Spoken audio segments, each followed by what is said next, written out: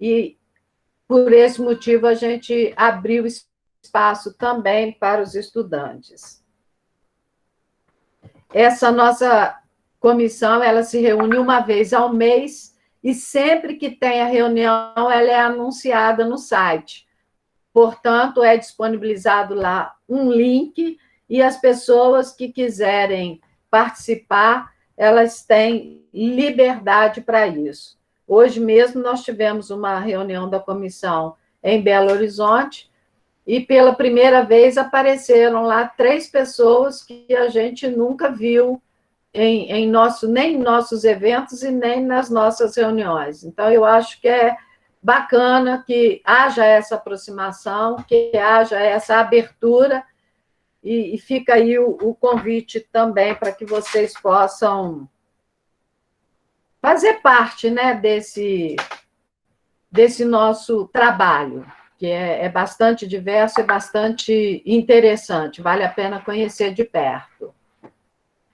Esse evento de hoje, ele faz parte de um dos temas que a gente vem discutindo com uma certa frequência, né, da necessidade da gente falar das ferramentas e das metodologias mais contemporâneas que o pessoal da psicologia tem utilizado no campo das organizações e no campo do trabalho.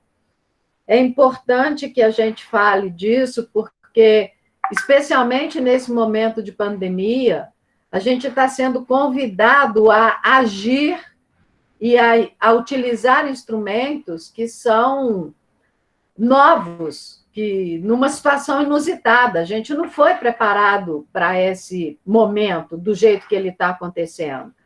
E está todo mundo pego meio que de surpresa.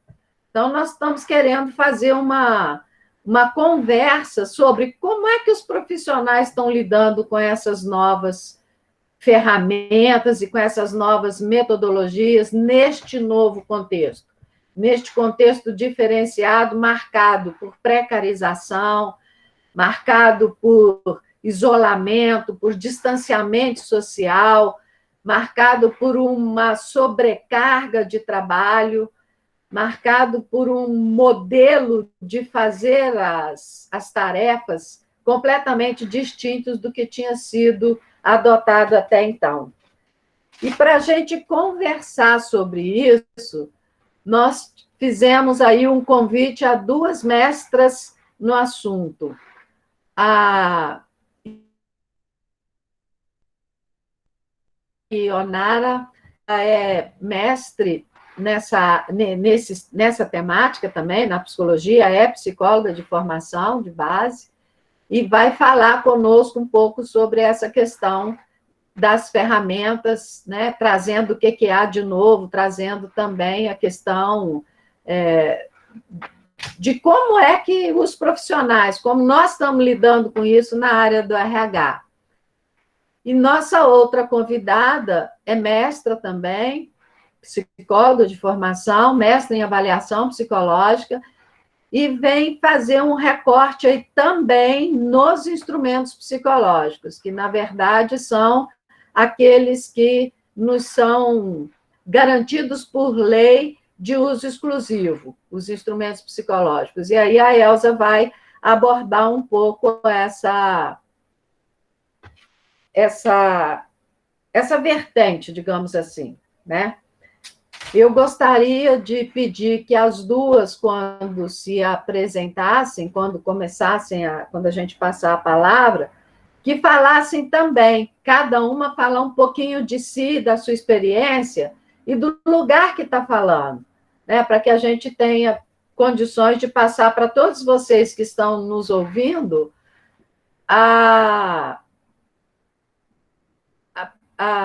como é que eu vou falar? A direção, a base e o fundamento do que elas estão trazendo para que a gente possa trocar, ok? Eu gostaria de imediato, de cara, de agradecer a presença das pessoas que já estão online, já estão nos ouvindo. Gostaria muito também de contar com a participação de vocês e com a ajuda de vocês, no sentido, primeiro, manter, enquanto as apresentadoras falem, manter o celular de vocês desligado ou no silencioso para não haver interferência, talvez mantendo o microfone, né, no mudo, que eu acho que evita qualquer outro tipo de interferência. Eu acho que isso é importante para fluir legal o trabalho. Nós vamos ter um espaço para conversar com vocês. E aí seria interessante que, à medida que surgirem as dúvidas, vocês possam registrando ela no chat. Nós estamos contando aí com o apoio do setor de comissões do Conselho Regional de Psicologia. Eles vão nos auxiliar no sentido de fazer blocos de perguntas para que a gente possa apresentar e responder assim que a gente abrir o espaço para pergunta. E conforme for o andamento aqui da coisa, a gente vai, ao final da fala das duas, abrir o microfone. E aí você, ao invés de escrever, você pode se expressar e falar direto com a apresentadora, com a nossa convidada que você quiser dirigir a sua pergunta. Uma outra coisa que eu gostaria de dizer para vocês é que esse evento, eles geralmente são gravados. Este nosso evento de hoje será gravado e vai estar disponível nas mídias do Conselho. Portanto, depois, se vocês quiserem, vocês não apenas poderão rever, como também compartilhar o link para que as pessoas possam conhecer sobre o que foi conversado aqui, tá certo? Então, para que a gente tenha uma noção dos nossos objetivos aqui, a primeira coisa que a gente quer reforçar é o seguinte: a empresa, gente, ela precisa também sobreviver. Se ela não sobreviver, não temos como ser trabalhadores naquela organização. E para a gente sobreviver, é preciso planejar, organizar, dirigir, controlar, né? E são coisas da administração que nós podemos adotar no nosso cotidiano profissional também, que vai nos facilitar muito. E, nesse sentido, as ferramentas e os métodos de gestão, de acompanhamento, de avaliação de processo de pessoas, elas precisam oferecer subsídios que sejam científicos, para que a gente possa conhecer o impacto das nossas decisões nas gestões das pessoas e nos resultados apresentados. E é sobre isso que eu convido Elza e Ionara para poder falar sobre ferramentas e metodologias. Nós vamos começar com a apresentação da Ionara. Ionara vai ter 20 minutos para explanar, né, os seus conceitos, a direção do seu diálogo, e logo depois a gente passa para a Elza, para que ela faça o mesmo, para que ela apresente um disparador de reflexões, digamos assim. Ao final da fala das duas, a gente abre para que possamos conversar. Pode ser? E aí, Ionara, eu peço que você fale se apresente um pouquinho mais para que as pessoas tenham um pouco mais de noção quem é você, que está aqui gentilmente na nossa companhia hoje. Por favor, Ionara. Boa tarde a todos, né? Então, eu gostaria de agradecer inicialmente ao Conselho de Psicologia pelo convite, pela oportunidade, né? Agradecer ainda a Beth também pela oportunidade, a querida Elza também, por a gente, nessa tarde de hoje, estar conversando um pouco, né? Dialogar um pouco sobre essa temática que é tão pertinente nesse cenário que a gente está vivendo atualmente, né? Eu sou psicóloga de formação, como a Beth colocou, eu tenho 15 anos de formada, atuo como consultora na área, atuo também na clínica, tenho uma experiência né, um tanto considerável na área de POT, tanto nas organizações quanto na psicologia do trabalho.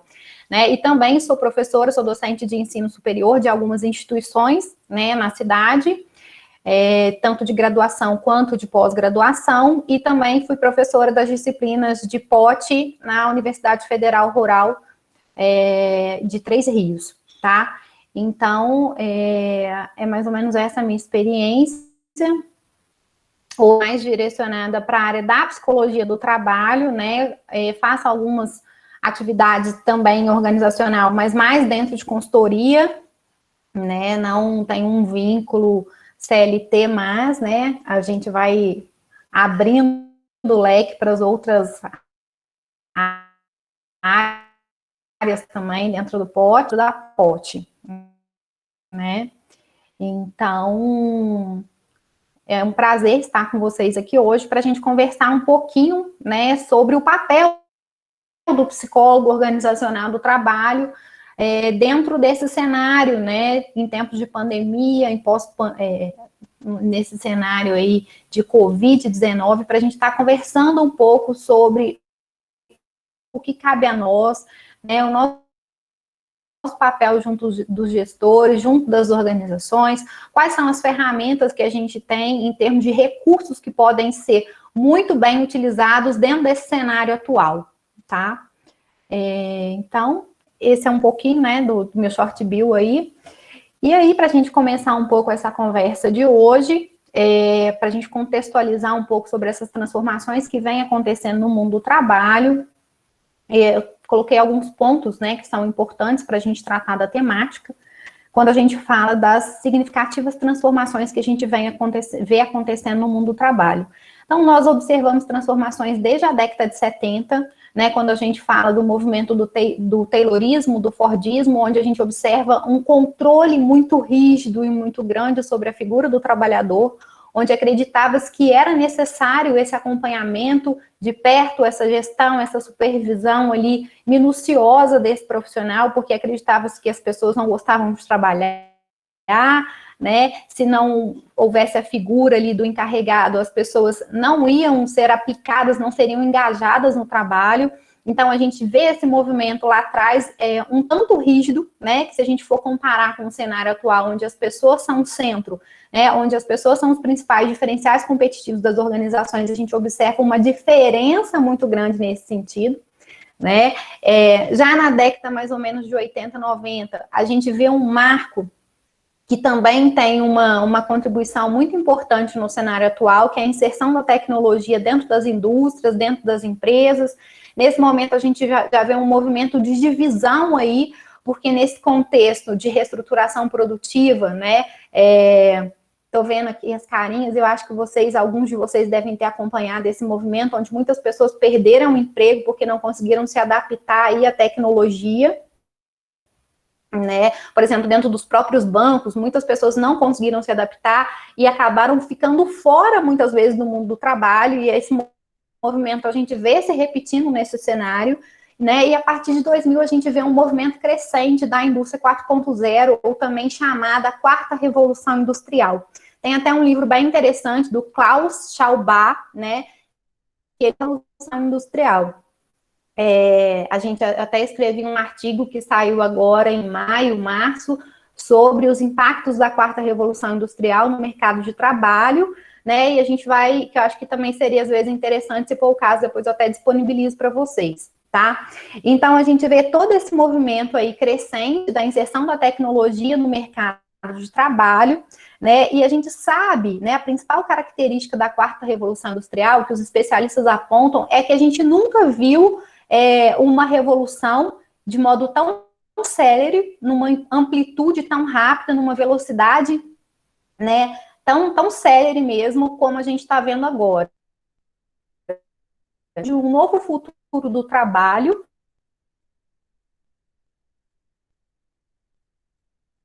né, esse desenho ele está sendo construído, ele está sendo realizado ainda, e a gente ainda não sabe, na verdade, aonde isso vai dar. Né? Existem algumas profissões que vão deixar de existir, outras novas, até mesmo por conta dessa nova inserção tecnológica. A gente fala de novas habilidades, que são as chamadas soft skills, né, que são habilidades e competências que vão ser muito exigidas nesse novo cenário quando a gente fala de futuro do trabalho.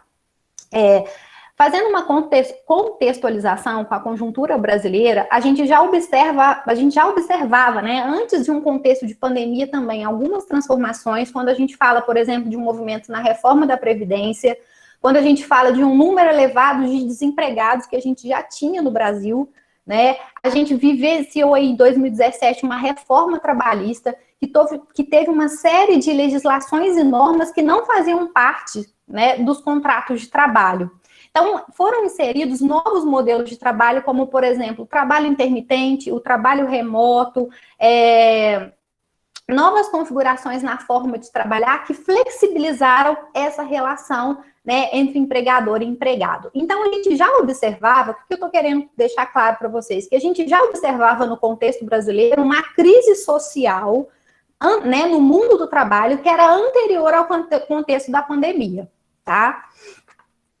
E aí, o que a gente observa por conta dessas transformações que eu coloquei, por conta do número de desempregados, essa reforma na Previdência, essa reforma trabalhista, a gente observou uma flexibilização, né, nos contratos de trabalho. E toda vez que a gente flexibiliza, né, a gente coloca esse trabalhador de alguma forma vulnerável nesse contexto.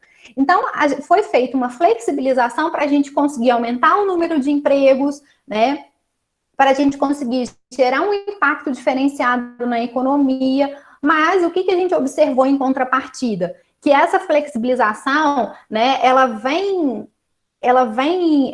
caracterizada por uma imposição no ritmo de trabalho, jornadas longas, uma diminuição em termos de salário, uma intensificação em termos de ritmo de produção, né, que acaba desencadeando numa precarização do trabalho. Essa semana, não sei se vocês viram, teve circulando aí nos grupos de psicologia do trabalho, até essa questão da greve dos motoboys, né, e eu vi uma charge bastante interessante que estava falando que, na verdade, a greve não é por conta que o trabalho deles não é um trabalho direcionado para o empreendedorismo, e sim um trabalho direcionado para o trabalho que é precário, que se tornou precário. Né? Então, o que é a característica de um trabalho precário? Né? É um trabalho onde os direitos e garantias do trabalhador, eles ficam comprometidos, né? A gente vê uma flexibilização muito grande por parte dos vínculos contratuais com a organização do trabalho, e a gente vê ainda uma diminuição desses vínculos, né? E aí esses trabalhadores acabam indo para um mercado informal. Né? E nesse mercado informal, cada vez mais os seus direitos, os seus garantias, esse vínculo, ele fica frouxo e esse trabalhador fica numa condição cada vez mais vulnerável. Então, a gente observa que conceitos como flexibilização do trabalho e precarização do trabalho são conceitos que se correlacionam, né? Toda vez que há um movimento de flexibilizar, a gente cai nesse cenário de precarização mesmo, né? Num cenário de ausência de garantias, de instabilidade, de medo de perder um emprego. E nesse cenário, né, pandêmico, a gente vê um movimento crescente do trabalho remoto. Né? Todo mundo começou a trabalhar home office, a gente teve que adaptar as nossas estruturas, adaptar o nosso local de trabalho, resolver os nossos problemas com a internet. Né? E nesse contexto, a gente observa aí que o trabalhador, né, ficou cada vez mais vulnerável em termos de condições subjetivas.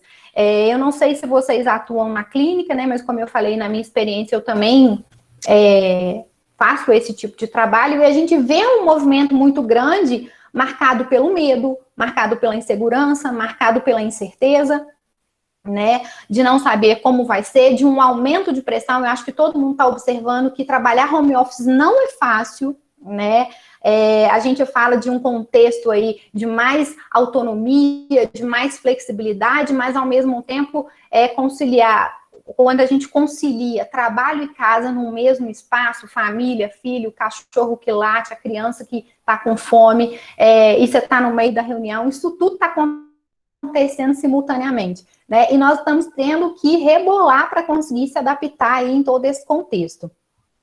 E a gente sabe que há uma pressão muito grande pelo medo de não conseguir se adaptar, de não dar conta, de não bater meta, né? E os trabalhadores ficam aí desprotegidos, se sentindo precários mesmo, né? De um modo geral. E a gente observa, então, né, que essa pandemia, além da gente estar trabalhando, então, de uma forma remota, de estar trabalhando de modo virtual, a gente observa ainda, então, uma sobrecarga do trabalho, né? Eu tenho escutado muito isso nas demandas, as pessoas estão trabalhando muito mais em casa, né? E em contrapartida, né, por conta do isolamento, a gente observa uma quebra de vínculos, a gente ficou sem suporte emocional, né? A gente está sem válvula de escape, né, para a gente poder se energizar, se abastecer emocionalmente, reiniciar a nossa semana. Isso tudo tem um efeito na nossa saúde, seja física ou emocional, né?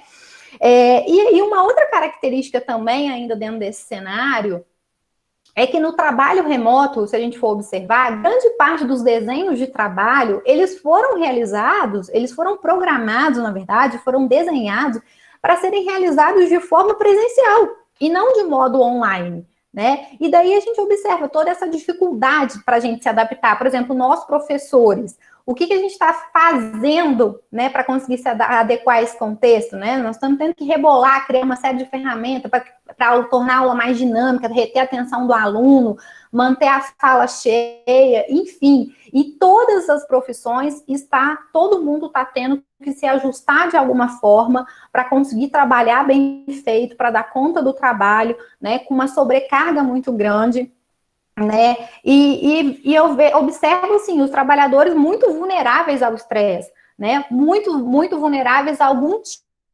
tipo de acometimento, algum tipo de sofrimento psíquico, né? Isso tem aparecido muito nas demandas de trabalho para a gente. Então, o que a gente observa? Que a pandemia, ela acelerou todo esse movimento que a gente fala de futuro do trabalho, né? Onde a gente não tem referenciais internos consolidados ou construídos para se adaptar a esse contexto. Nós estamos construindo esse processo, nós estamos construindo essa relação, esses novos vínculos, né? E muitas vezes nos deparamos com uma crise diante de todo esse cenário, diante de todo esse contexto, né? Onde a gente está tendo que se adaptar, eu falo que meio que trocar o pneu do carro com o carro andando, né?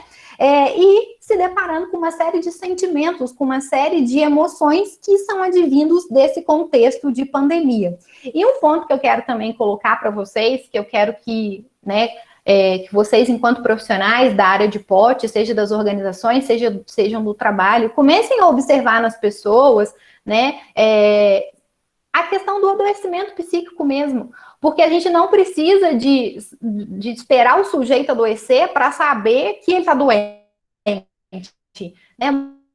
Um indicador muito interessante para a gente que é da área do trabalho é a questão do sofrimento psíquico. Se o sujeito está em sofrimento psíquico, já é um alerta, né, para a gente ficar atento. O que é necessário fazer? Quais são os fatores de risco que esse trabalho está colocando esse sujeito enquanto vulnerável? Ou o que é possível fazer para humanizar um pouco mais? Que recursos protetivos podem ser criados para que a gente ofereça uma certa blindagem para esse profissional, ainda que ele esteja num contexto novo, um contexto desconhecido, um contexto de ausência de controle, né? Eu tenho observado muito isso, as pessoas sofrendo muito porque estão tentando controlar o que não tem controle, né? A gente pode criar ações e lançar estratégias dentro do que nos compete, né? Se vai acabar amanhã, se não vai acabar amanhã, se vai ter vacina daqui a um ano, se vai daqui a 6 meses, enfim, são coisas que a gente não tem como controlar, né? Mas a gente tem como criar um espaço de escuta para esses trabalhadores nos lugares que a gente transita. Eu vejo que esse é o nosso papel enquanto profissional, seja das organizações ou do trabalho, né? E aí eu vejo que uma das ferramentas que é muito interessante e que tem crescido muito nessa disciplina, né, de POT, são as clínicas do trabalho, né? Eu vi outro dia alguma live que falava também sobre a questão das clínicas, que são 4 abordagens que a gente tem dentro das clínicas do trabalho.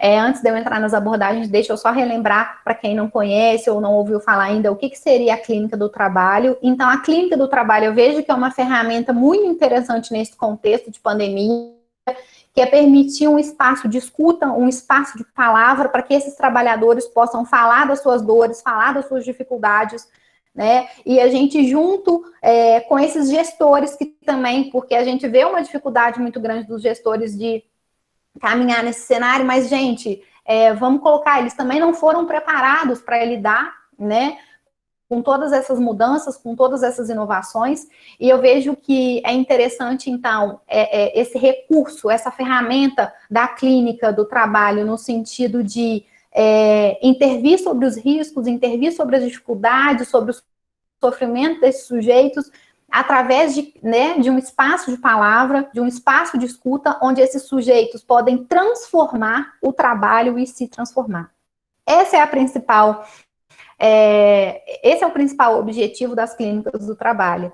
E aí a gente tem dentro das clínicas do trabalho 4 abordagens, né, que a gente fala da clínica da atividade, que consiste em a gente compreender a atividade desse sujeito. Por exemplo, o enfermeiro ou o profissional da saúde que está na linha de frente, né? Quais são os principais riscos que ele está sujeito, onde ele se sente vulnerável, quais são as principais fragilidades que ele vivencia nesse momento. Então, escutar essas pessoas, né?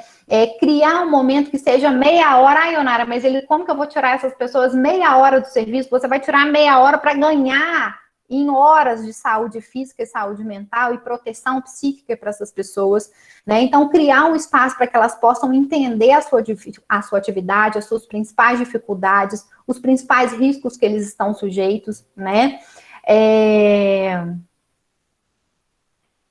Eu falo ainda da psicossociologia, que também é uma outra abordagem. Quando a gente fala de psicossociologia, a gente fala de compreender os principais condicionantes e determinantes de sofrimento com o trabalho, compreender a relação do sujeito com esse social que ele está inserido. Por exemplo, quando o profissional da saúde, ele vai na rua e está sendo agredido, né? Então, quer dizer, o impacto que isso tem. Por exemplo, outro dia eu vi uma placa assim, proibido a entrada de grupos de risco, idosos, diabéticos e profissionais da saúde. Então, quer dizer, essas pessoas, elas estão sendo atingidas no seu ir e vir, né, no seu caminhar pela vida. Então, a psicossociologia, ela busca compreender ainda essa relação desse sujeito do social, entendendo que o trabalho, ele pode ser um determinante de adoecimento, mas a gente pode ter condicionantes, por exemplo, sociais ainda, que estão levando a esse sofrimento,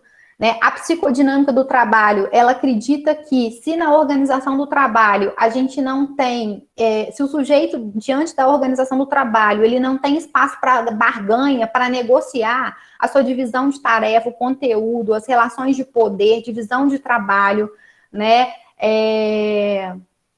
A gente vê que isso causa sofrimento, que isso leva a um desgaste. Então, essas ferramentas aí, elas podem ser acionadas, né, para que a gente minimize aí esses elementos que levam ao sofrimento. E também tem ergologia, por último, que também é uma ferramenta dentro das clínicas do trabalho, que ela busca somar, né, tanto as ferramentas científicas que a gente tem com a experiência do sujeito, com a prática dele, com a sua efeito, lançar a mão de estratégias para que o sujeito consiga transformar e se posicionar nesse cenário de uma forma diferenciada, né? Então, eu acredito que essas ferramentas, essas abordagens das clínicas do trabalho, elas são bem pertinentes. Pessoal, deixa eu só colocar meu carregador aqui, olha, são coisas do online, tá vendo? Deixa eu só colocar meu carregador, senão o meu computador vai acabar a bateria aqui, 1 minuto.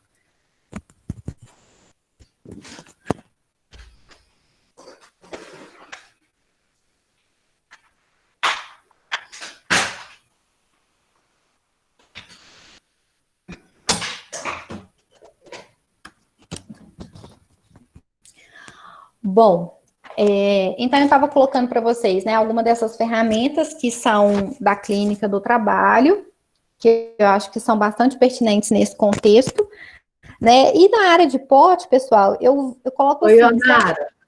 Oi. Ionara, tem uma Oi, tá me ouvindo? pessoa aqui, a Verônica, pediu para você repetir as abordagens, por favor. As abordagens. Então, dentro das clínicas, a gente teria, Verônica, a clínica da atividade, que consiste em a gente compreender, né, toda a atividade do trabalho. Por exemplo, o profissional da saúde, a gente sabe que tem uma estatística muito grande dele se contaminar durante algum tipo de procedimento com objetos perfurocortantes, né? Então, entender, por exemplo, quais são os riscos que ele está sujeito, por exemplo, de um acompanhante esbarrar no braço dele e ele acabar se cortando naquele momento. Então, quais são os protocolos que podem ser feitos, quais são os tipos de estratégias que a gente pode lançar a mão, né? Então, fazer toda uma análise da atividade. Como que a gente faz isso, gente? A gente faz isso num coletivo de trabalho. A gente faz isso escutando as pessoas, né? E os próprios trabalhadores vão pensar nas estratégias que são necessárias ou que podem ser realizadas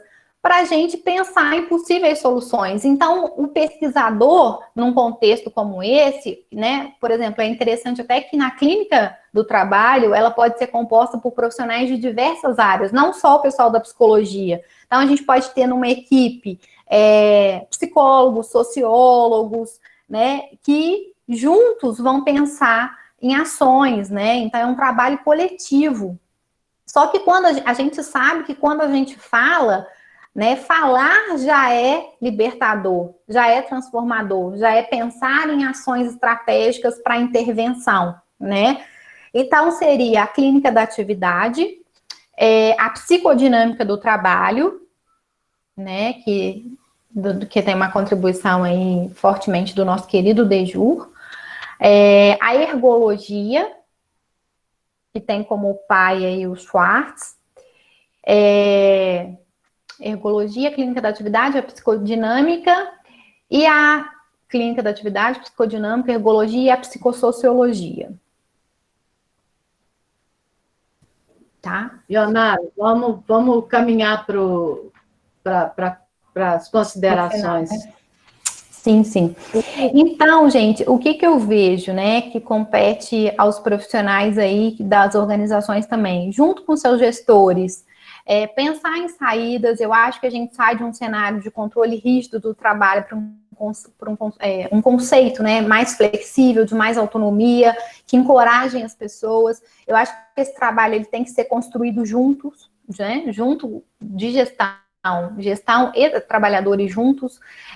A gente vê uma contribuição muito grande, como eu falei.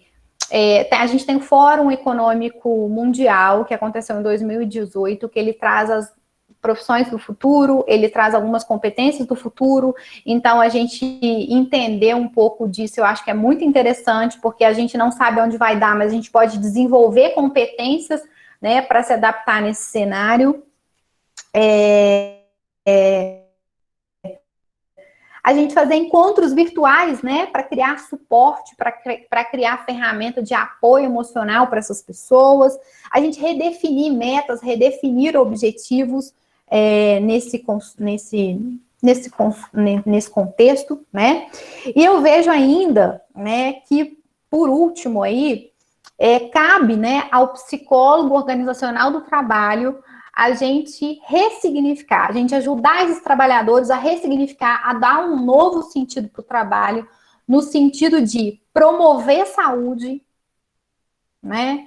O que é possível para a gente gerar qualidade de vida e bem-estar? Isso a gente vai construir junto com esses profissionais, porque isso depende muito dos riscos, depende do segmento da organização, né? E o que é possível fazer para a gente entender processos de doença, de adoecimento, de sofrimento. Eu vejo que essa é a principal contribuição do profissional da psicologia organizacional do trabalho, lançando mão dessas ferramentas, né, buscando se capacitar para poder dar suporte para essas pessoas, e deixar bem claro que eu acho que esse trabalho ele deve ser construído, né, em conjunto, né, onde os trabalhadores são os principais elementos de ação para que a gente atinja os objetivos aí na área, os objetivos esperados. Bom, é isso, gente. Obrigada, né? Gostaria de agradecer a todos aí pela atenção. Estou vendo algumas carinhas aqui. É bom quando o pessoal liga o vídeo, porque aí a gente consegue interagir melhor, dar uma sensação de que a gente está mais próximo, que não está tão frio, que não é tão distante assim, né? Ionara, muito obrigada por sua contribuição. É fato, a psicologia tem avançado muito nesses estudos da clínica do trabalho e eu entendo que ainda está sendo subutilizada por nós. Uhum. Eu acho que você foi muito feliz quando você fala que é uma ferramenta riquíssima.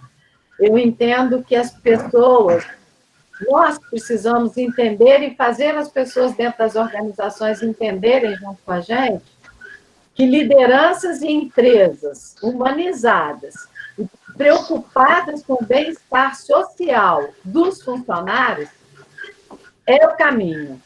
E eu vou além, eu acho que isso é uma tendência de ser um legado dessa pandemia. Eu alimento muito essa esperança. Colocar as pessoas no centro das organizações vai trazer impacto positivo não só para o funcionário, mas para o negócio. Eu acho que a gente precisa ter isso em mente, porque vai ajudar para caramba. Ô, Elza, eu acho que você tem uns animaizinhos aí te fazendo companhia. Eu vou agora convidar você para entrar na sala, para assumir o comando, a fala, né? Fazendo a sua apresentação, falando um pouquinho do seu lugar de fala, para que a gente possa, na sequência, partir para a conversa, para o diálogo com os participantes. Palavra sua, Elza. Esse lugar aí está convidativo um tanto, hein? Perfeito. Eu gostaria de dizer que eu estou no sítio, né, na pandemia, e aí eu tive que pedir aqui aos familiares para poder levarem as minhas dangolas para um lado de lá. Elas queriam participar da live também, né? Afinal de contas, né? Eu é que estou no espaço delas, né? Então, enfim, é isso aí. Né? Bom, primeiramente, né, eu gostaria muito de agradecer, né, a Beth Lacerda, que é uma figura, é um ícone para nós dentro do Conselho Federal, na área de POT, né? Eu sou Elza Loboski, para quem não me conhece, sou psicóloga de formação, né? Eu estou atualmente como conselheira dessa 16ª plenária, sou coordenadora da Comissão de Avaliação Psicológica do CRP Minas, né?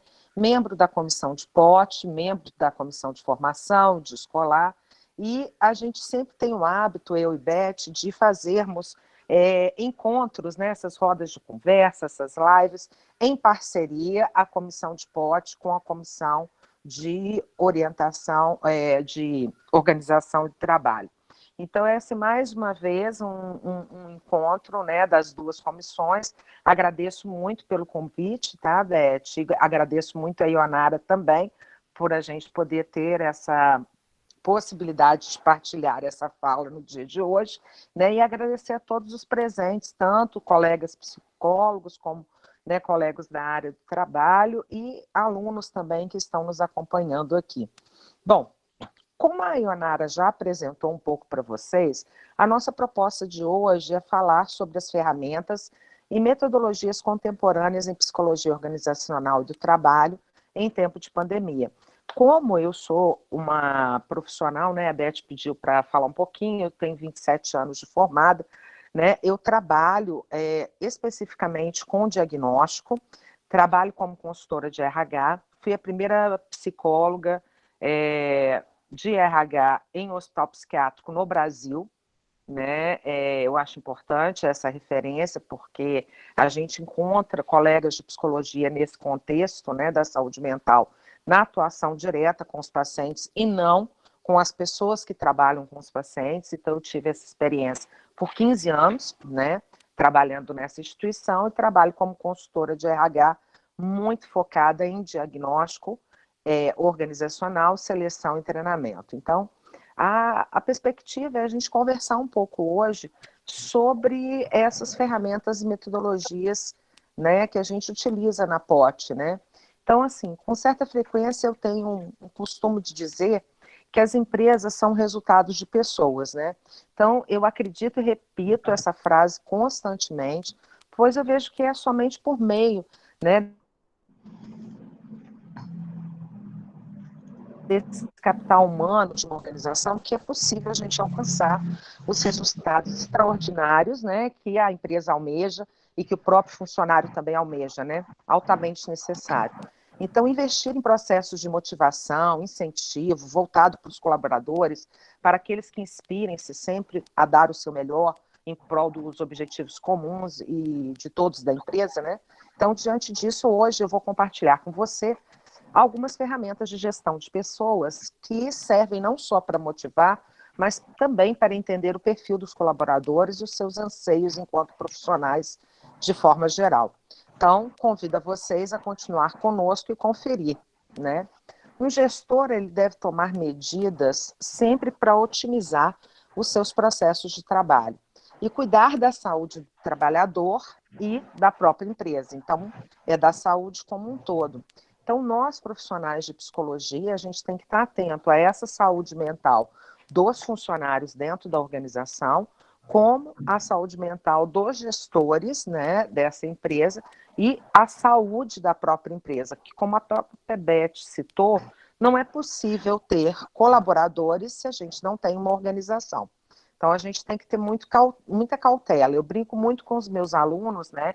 Quem já fez aula comigo nessa área, né? Eu sou docente, sou supervisora de estágio na área de RH também, e eu brinco com eles que nós que somos trabalhadores da POT, desculpa o termo, mas entre aspas, né? Nós somos meio advogados do diabo. E aí o povo olha, regala o olho quando eu falo isso, porque nós ficamos exatamente meio que em cima do muro. A gente trabalha tanto com os interesses da organização como os interesses dos trabalhadores. Então a gente fica numa balança otimizando esses dois patamares e mostrando o que é importante para o gestor investir junto aos trabalhadores e o que os trabalhadores têm que investir para que essa organização sobreviva, viva e prospere, porque isso é que é importante, que a organização prospere e ele prospere como ser humano também. Então, quando a gente fala de algumas ferramentas, a gente pensa em ferramentas que já são comuns, como a avaliação de desempenho, né? Que a maioria de vocês já sabe que tem o objetivo de avaliar e mensurar a performance e a produtividade dos colaboradores, né? Então, essa ferramenta ela vai servir, né, para confirmar se realmente os profissionais dominam suas atividades e funções, entendem claramente os objetivos das tarefas e as realizam com efetividade.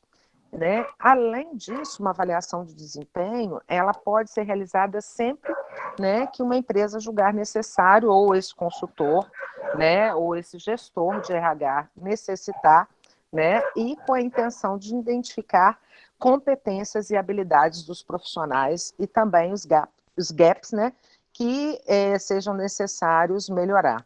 Então, como que se pode fazer isso? Né? Através de uma análise comportamental e através de uma avaliação de 360 graus. A gente sabe que a Rograph, em parceria com a UNB, está validando um novo instrumento, né, que até os meus alunos de graduação estão ajudando nessa validação desse instrumento, que é o BIP, né, e o BOP, que vai ser uma avaliação assim fantástica, 360, para ser usada na instituição, nas organizações, e que vai nos auxiliar muito como psicólogos dessa área. Uma outra ferramenta muito importante é o feedback, que é uma ferramenta essencial, né, na gestão de pessoas.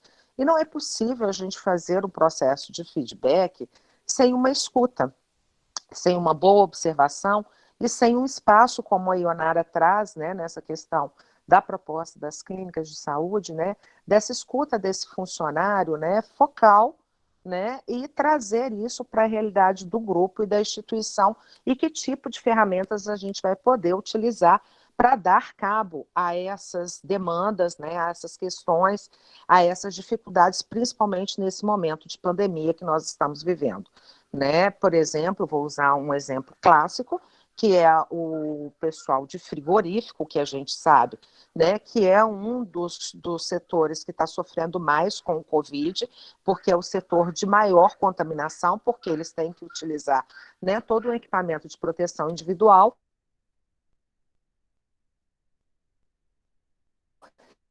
E por conta, né, do que acontece dentro do frigorífico, eles são obrigados a falar mais alto e por isso acabam tendo que tirar a máscara. Em muitos momentos eles acabam tirando, né, e não ficando com esse EPI, são uma das áreas que estão sendo mais contaminadas nesse momento. Então, assim, como que nós, profissionais da psicologia, estamos atentos a estar trabalhando com essas pessoas que estão na linha de frente, nas áreas alimentares, nas áreas hospitalares, né, e dentro de algumas organizações que não pararam, né?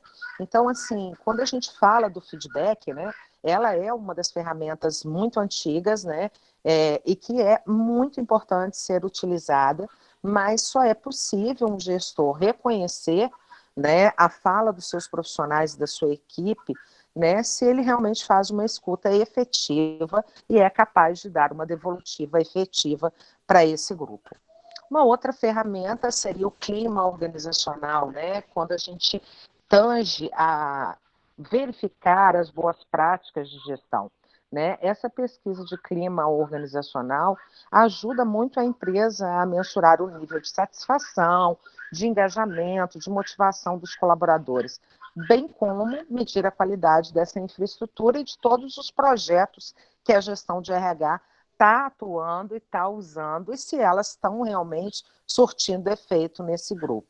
Programas de capacitação, né, onde a gente vai ter a T&D ali intimamente próximas a esses funcionários, né, e, não menos importante, o plano de cargos e salários, né, que realmente vai trazer um entendimento da gestão de pessoas com excelência, né, num processo de estruturar e planejar os processos relacionados aos recursos humanos da empresa e oferecer aos colaboradores a oportunidade de saberem os caminhos que eles precisam trilhar para poderem crescer dentro de uma organização e realmente ter um plano real de carreira, né, onde eles poderão ter segurança para conseguir promover promoção de cargo em um curto período de tempo.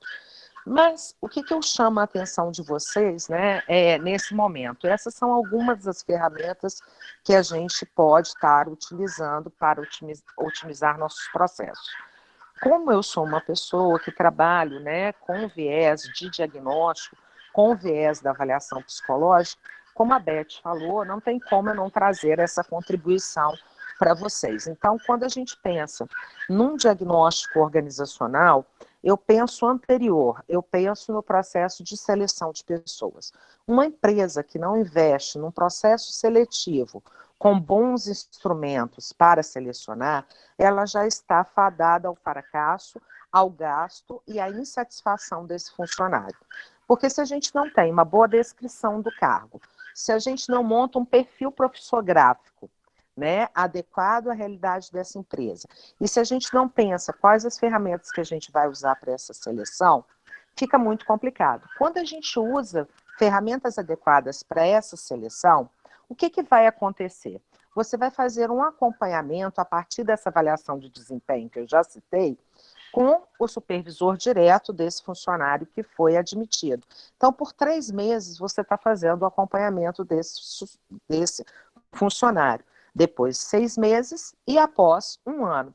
Você tem toda uma avaliação psicológica e todo um diagnóstico dessa pessoa que foi selecionada. A partir desse diagnóstico, você vai montar um plano de treinamento, de ações para desenvolver com esse funcionário e funcionários que tenham questões parecidas. Então, você vai trabalhar grupos operativos para quê? Para criar um amadurecimento dessas pessoas dentro do ambiente de trabalho e nas suas próprias vidas pessoais. E você está acompanhando de perto como é que esse sujeito está se relacionando com a atividade laborativa e com o seu grupo de trabalho. A partir disso, anualmente, você vai retomar com esse diagnóstico e verificar o quanto que o impacto dos seus treinamentos surtiram efeito na melhoria das habilidades e das competências, como a Ionara falou.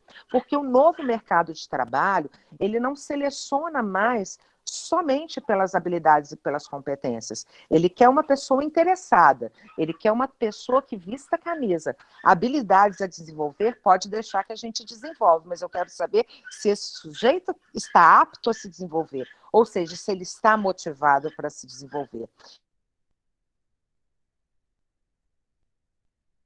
Então, hoje a gente está vendo contratações acontecendo onde as pessoas nunca tiveram experiências na área.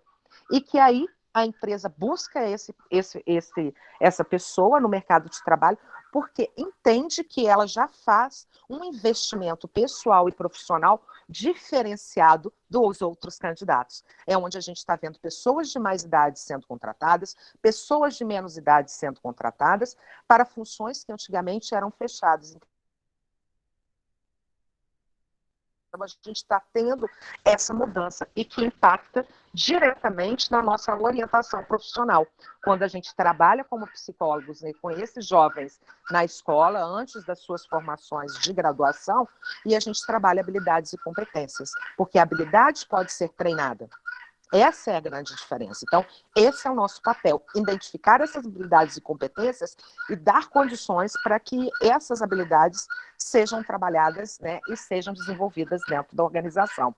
Então, o quanto que os instrumentos que nós temos da psicologia vão nos auxiliar, tanto os testes psicológicos quanto as dinâmicas de grupo, né, e o nosso processo de entrevista bem feito e observação. Então, um psicólogo, ele tem que estar atento a essas suas ferramentas de trabalho.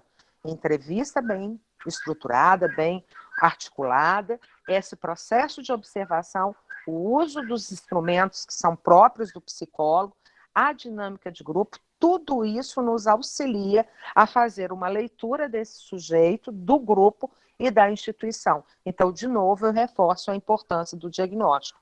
Então, nesse momento de pandemia, muitas pessoas têm me perguntado, Elza, como é que a gente vai fazer a seleção? Elza, como é que a gente vai fazer isso? Como é que a gente vai fazer aquilo?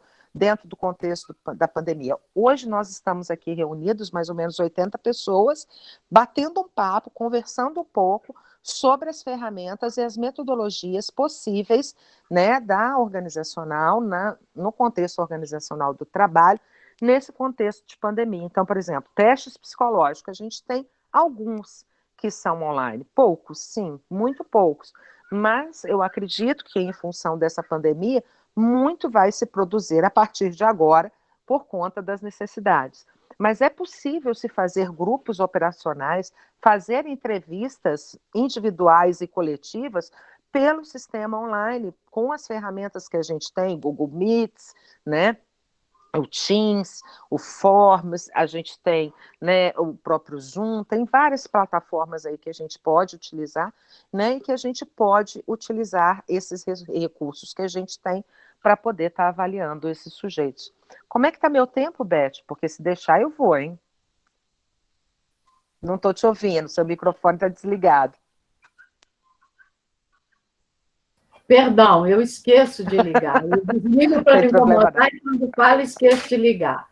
O tempo está. Eu gostaria que você partisse já para as conclusões, Elza, para que a gente tenha um tempo de conversar com as pessoas. Isso. Beleza.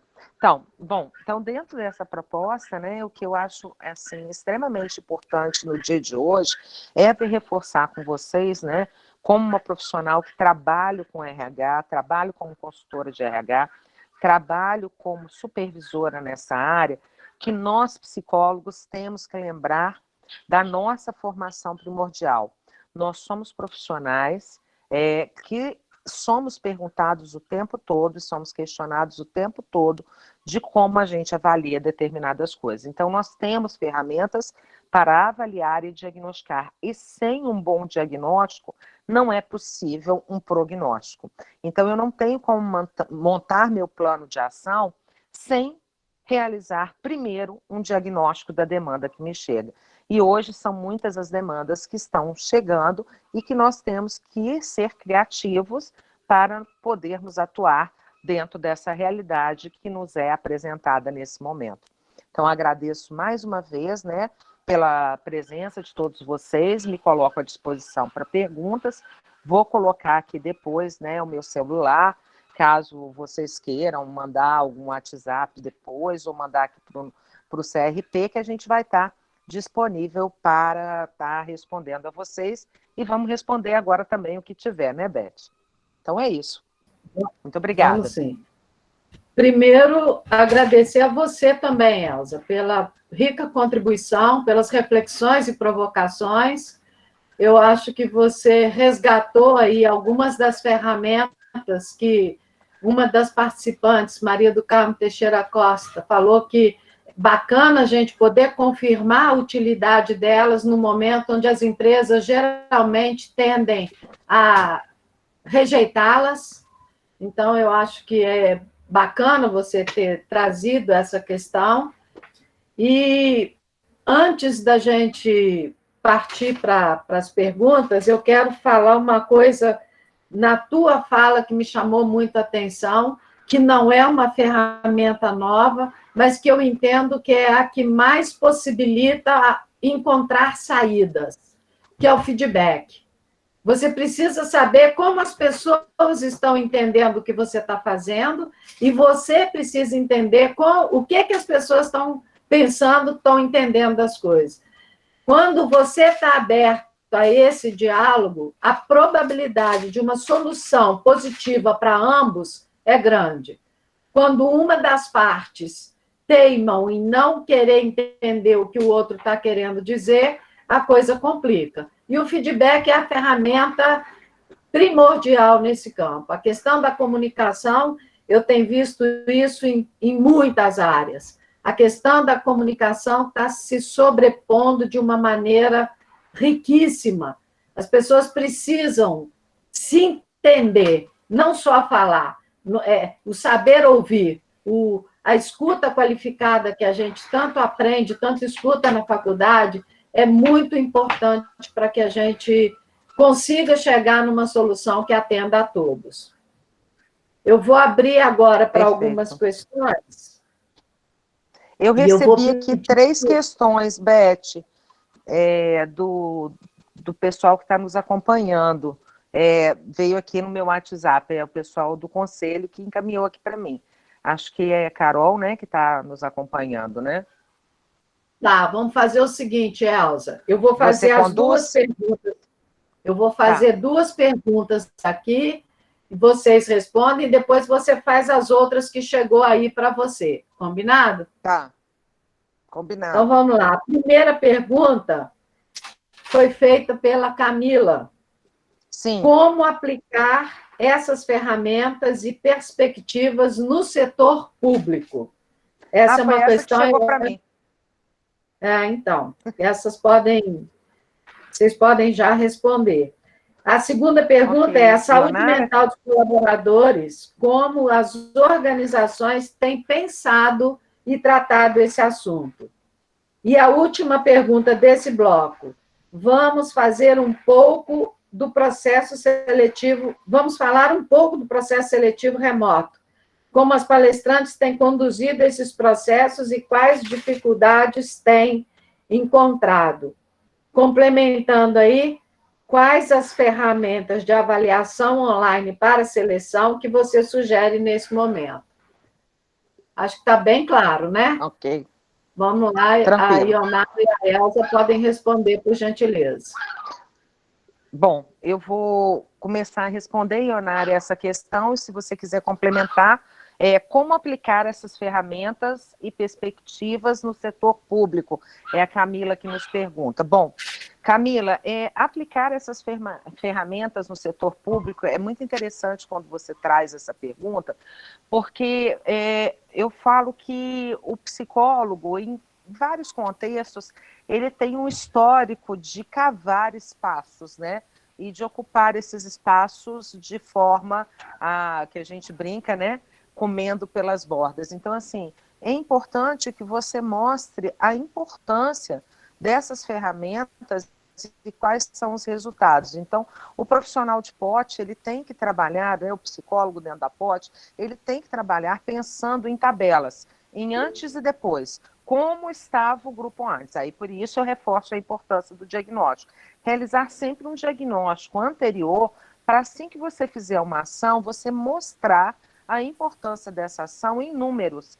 A partir disso, você consegue ampliar os seus projetos e as suas ações dentro das organizações. Gostaria de complementar, Ionara?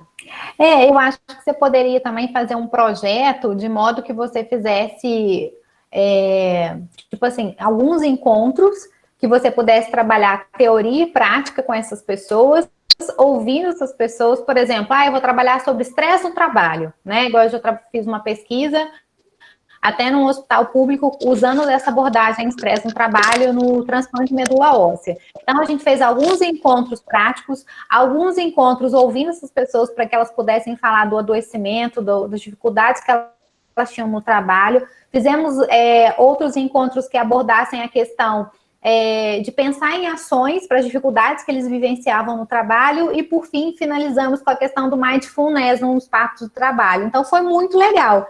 Eles começaram, eles viram conceito, teoria, eles viram prática, eles viram que ações compete a eles, né? E ainda aprenderam algumas ferramentas práticas mesmo para gerenciar o estresse no dia a dia, que é o mindfulness, que também é uma outra ferramenta que cresceu muito, né? Então, eu vejo que é montar um projeto e desenvolver esse encontro aí junto com as pessoas, trabalhando teoria e prática. Eu acho que é bastante interessante. Com certeza, Ionara. Responde, Camila. A próxima pergunta é da Andréia, não é isso, Beth?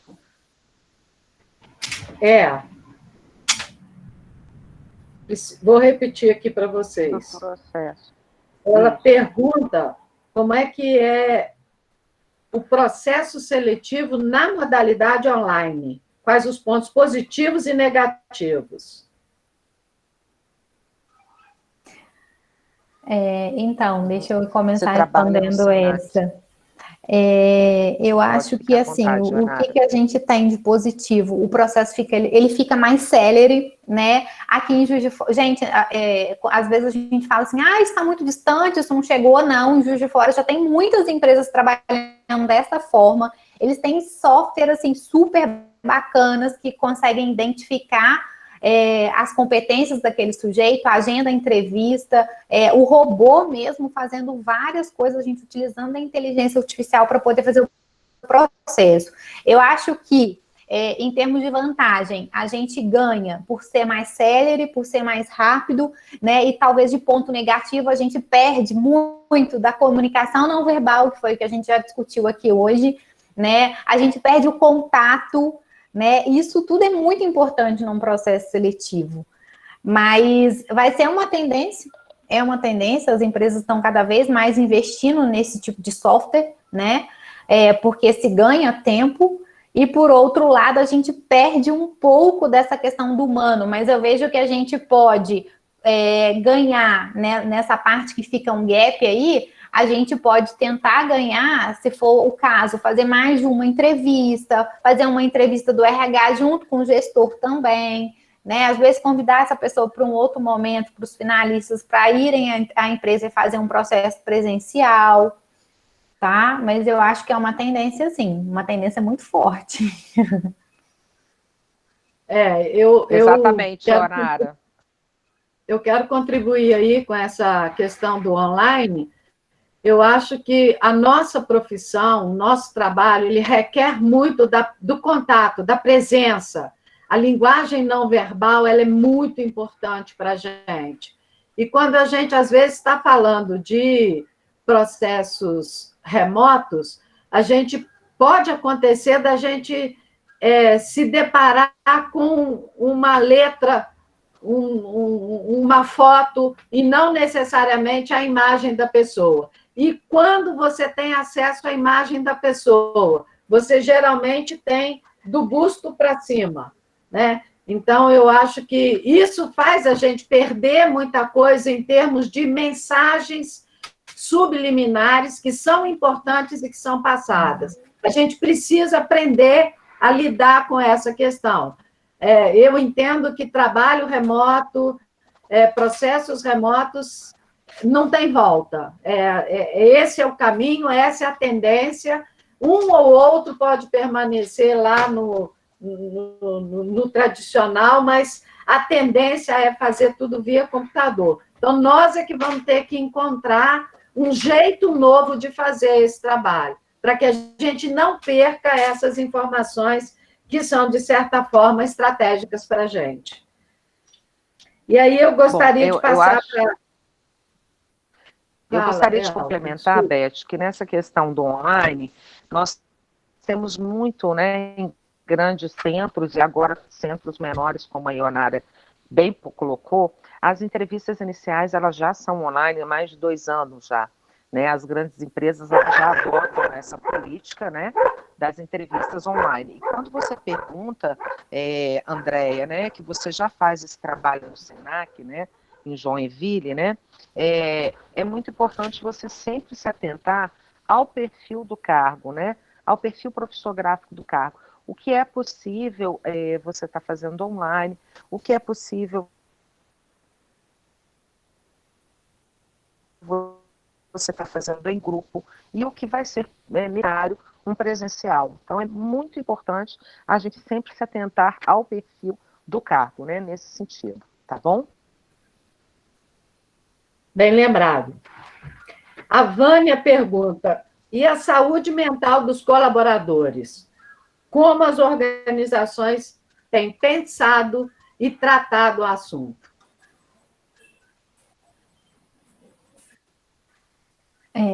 Então... Vai lá, Ionara. Não, vai lá, pode ir, eu já respondi a outra pergunta. Não, pode começar, porque você estava falando sobre esse assunto inicialmente. Então, eu tenho visto, né, pelo menos assim, dentro do meu horizonte, as organizações tratando isso com muito carinho, sabe? Eu acho porque é um tema muito novo, tá tudo muito diferente esse momento. Por exemplo, algumas coisas me chamou a atenção, que eu vi acontecer e que eu achei muito bacana. Tipo assim, um encontro virtual, igual eu falei, que pode ser uma estratégia para a gente tentar entender o que está acontecendo com esses trabalhadores, quais são as principais queixas, o que não está legal nesse momento. Então, eu vi, por exemplo, encontro virtual e eu vi a empresa, por exemplo, falar assim, ó, vamos fazer sexta-feira, 5 horas da tarde. Ok.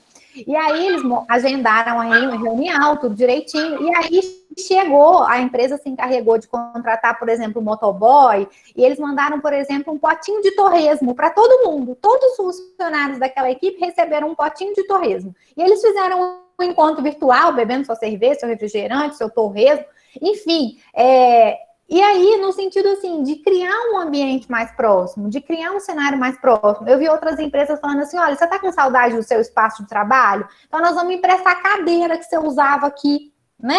Se você quiser, é só você fazer um cadastro no RH, que, né, se responsabilizando pelo equipamento e tal, então nós vamos enviar a sua cadeira para você trabalhar, gerar uma relação mais próxima, as coisas não perderem. Então, eu vejo que a inovação, ela vai ser muito importante nesse contexto. Não tem receita de bolo, a gente vai ter que tentar entender o que cabe dentro de cada organização, o que cada funcionário, de que forma cada um se sente acolhido, né? Mas eu vejo que a gente começar a pensar em inovações mesmo que sejam interessantes para cada público, né?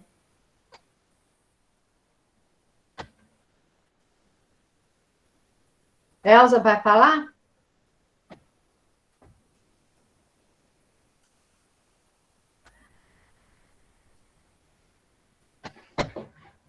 Bom, gente, eu entendo que a questão da saúde mental no ambiente de trabalho é uma coisa que já vem sendo estudada há algum tempo, mas ainda tem muita empresa que ainda não olha com esse olhar de cuidar da saúde mental. Tem muitas empresas que cuidam muito bem da saúde física e orgânica e não ainda se atentou para a questão da saúde mental. Eu entendo que esse é um dos nossos desafios, enquanto profissionais da área de RH, é apresentar a importância de tratar as questões do sofrimento mental causados pela tarefa que está sendo exercida, pelo trabalho que está sendo exercido. Eu acho que isso é uma coisa que a gente está com uma oportunidade riquíssima para poder fazer valer o nosso desenvolvimento em termos de ciência e os resultados que a gente consegue já comprovar com os cuidados à saúde mental do trabalhador. Então, eu acho que isso aí, para nós, é uma oportunidade, né? Passando aqui para uma outra pergunta, a Vanessa pergunta quais as ferramentas de avaliação online para seleção que você sugere nesse momento. Elza, contigo. Eu posso responder essa. Vanessa, a gente tem alguns instrumentos que são validados, né, pelo nosso conselho. Então, a gente tem, por exemplo, o Manguide, que é um instrumento muito bacana, né, que está sendo muito utilizado dentro do processo seletivo, né, e é da Rogref, né, é um teste novo, é um instrumento novo, né, de diagnóstico organizacional, e que eu gosto muito de utilizar nesses processos seletivos, né, mas sempre lembrando, né, de qual é o contexto, de qual é o perfil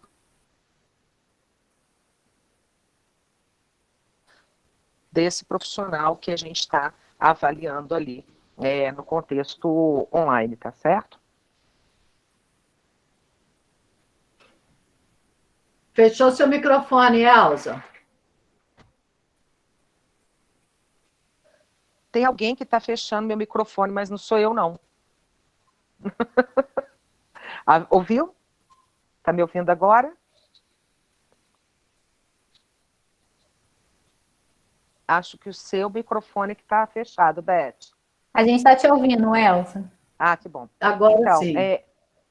Então, você tem, por exemplo, instrumentos na área de atenção também, né, que já estão online, nós temos de habilidades que já estão online, não são muitos ainda, né, mas eu citaria o Manguide, que é um teste, né, que avalia, faz esse diagnóstico aí do sujeito e que nos dá uma boa diretriz. Mas eu não dispenso o uso da entrevista, né, penso que a gente tem outras formas de ver esse não dito, né, na forma online também. Eu acho que a gente se capacita a partir do momento que a gente experiencia e que a gente utiliza as ferramentas, né, necessárias para o processo de observação, né, e agora tem os pontos fracos e tem os pontos fortes, né, dessa atuação, sem dúvida nenhuma, né. O que eu sugiro para quem vai usar instrumentos online é que se certifique que a pessoa do outro lado, né, na hora de receber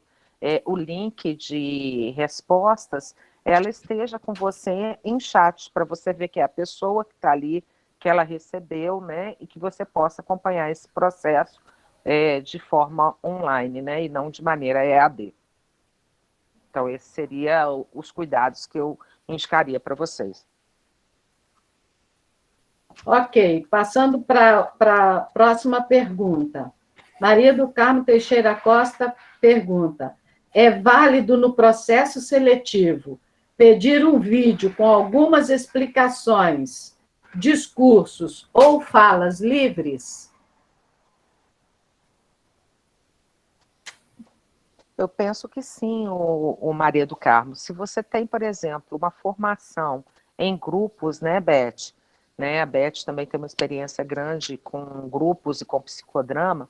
E eu acho que se a pessoa pode se apresentar, fazer um vídeo curto, se apresentando inicialmente, justificando por que se candidatou àquela vaga e qual seria o diferencial dela na minha empresa, eu gostaria de receber esse vídeo, já seria um primeiro material que eu começaria a avaliar. Mas não só essa ferramenta eu utilizaria. Pleno acordo, Elza. Eu acrescento um pouquinho mais. Eu acho que quando a gente está elaborando e planejando um processo de seleção, a gente precisa ter em mente o que de fato nós vamos fazer e o que a gente pretende com aquilo que nós vamos fazer. Que resposta nós vamos obter? Exatamente, Beth. Então, exatamente, é o que a gente sempre fala em trabalho de grupo, né? Em trabalho de grupo, as pessoas recebem vários livros aí que a gente tem de dinâmica de grupo. Dinâmica de aquecimento, dinâmica para seleção, dinâmica para isso, dinâmica para pular, dinâmica para cair, enfim, não importa qual a dinâmica você vai usar, e sim qual é o objetivo dessa dinâmica. Porque uma mesma dinâmica, ela pode ser conduzida de maneira diferente e objetivando, né, um retorno diferente. Então, assim, se você pede um vídeo para a pessoa, qual é o seu objetivo? Então, que você deixe claro o que você quer que ela apresente, para que você possa ter realmente parâmetros para avaliar aquilo que você pretende avaliar nesse vídeo. Agora, fazer um vídeo só por fazer, aí não faria. E é importante que a gente anuncie para o candidato antes da gente começar, para ele não se sentir traído ou qualquer coisa parecida, para ele não ser pego de surpresa. Eu acho que transparência na comunicação é fundamental para que a gente consiga o objetivo que a gente quer. Então, é válido sim, plagiando aí parafraseando meu amigo Lulu Santos, toda forma de amor vale a pena. Na seleção, todo instrumento e metodologia utilizada vale a pena, desde que com responsabilidade e, mais importante, com noção do que você pretende com aquilo. E a pessoa que vai participar precisa concordar. Eu acho que isso é também um direito e um respeito ao candidato. A outra pergunta aqui é da Marina, e ela fala se a gente poderia falar um pouco mais de algumas interseções possíveis entre a psicologia e a segurança do trabalho nas empresas, principalmente nesse processo aí de adaptação ao trabalho remoto. Então, eu acho que... Marina, né? Marina. Marina, Ionara, você gostaria de falar? Eu tô aqui empolgada, né? Eu vou, né? Você gostaria de falar, Ionara? Ionara. Eu acho que a ergonomia, ela tem contribuições muito interessantes porque dentro da clínica da atividade, a gente tem um eixo direcionado para a clínica da atividade, a gente tem um eixo direcionado para a ergonomia, que eu acho que encaixa muito nessa questão da segurança do trabalho, né? Então, a gente entender o que não está legal nesse processo de ajustar o homem ao trabalho ou do trabalho ao homem, eu acho que pode ser muito interessante você talvez estudar um pouco mais, né, sobre essa questão da clínica da atividade, que tem um eixo dentro da ergonomia, que eu acho que é possível fazer um trabalho muito bacana nessa interdisciplinaridade aí. E mais, né, Ionara, quando a gente fala desse trabalho junto com segurança do trabalho, quando eu entro dentro de uma empresa para uma consultoria, eu prefiro, num primeiro momento, conversar com o técnico ou com a enfermeira de trabalho para poder construir um trabalho conjunto, principalmente no processo da avaliação psicossocial, da NR20, né, da 33 e da 35, que a gente tem aí batalhado para ser uma avaliação só da psicologia, porque é uma avaliação psicológica, né? Chega a ser até um psicodiagnóstico, né, que a gente realiza, e que não teria que estar como aberto pela Fundacentro a outros profissionais, né? Então, isso aí é uma batalha que a gente está aí construindo. Então, nesse momento, a gente já trabalha em parceria, não tem como a gente não trabalhar em parceria com o técnico de segurança do trabalho, e isso é possível, sim, de forma remota, sem problema algum, tá? Legal, gente, obrigada. Eu vou passar para a pergunta da Keiliane. A Keiliane fala de uma determinada empresa que fez um processo seletivo completo, todo o processo, sem ter nenhum contato visual com os participantes. Se a gente sabe de alguma outra empresa que faz algo parecido, que fez algo parecido. Eu falo por mim, eu desconheço alguém que tenha feito qualquer processo sem que tenha tido nenhum contato direto virtual, ainda que virtual, com os candidatos, né? Agora, é óbvio que, do jeito que as coisas estão acontecendo e com o volume de tarefas, é muito provável que tenha muita gente fazendo esse tipo de coisa. Eu só acho que a gente precisa se questionar. Será que essa modalidade vai atender ao nosso objetivo, que é recrutar a pessoa com habilidades mais aproximadas, mais compatíveis com aquelas habilidades exigidas no perfil profissiográfico?